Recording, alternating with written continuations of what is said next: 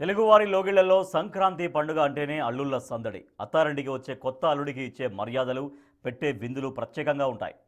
అయితే ఏలూరు జిల్లాలో ఒక అత్తారిల్లు చేసిన మర్యాదలు మాత్రం ఇప్పుడు సోషల్ మీడియాలో వైరల్గా మారాయి.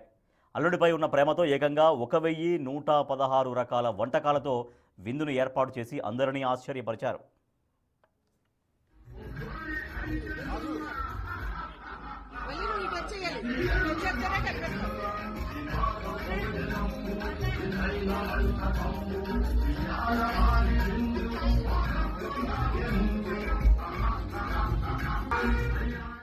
ఏలూరు జిల్లా ఉంగటూరు మండలం కైకరం గ్రామానికి చెందిన అంతర్జాతీయ వైశ్య ఫెడరేషన్ సేవాదల్ రాష్ట్ర అధ్యక్షుడు కోన హనుమాన్ బాబు, కళ్యాణి దంపతుల కుమార్తె శ్రీజకు తాడేపల్లి గూడానికి చెందిన నారాయణం సంజయ్కు గత అక్టోబర్లో వివాహం జరిగింది. వివాహం తర్వాత వచ్చిన మొదటి సంక్రాంతి కావడంతో అల్లుడికి మరువలేని ఆతిథ్యం ఇవ్వాలని ఈ దంపతులు నిర్ణయించుకున్నారు.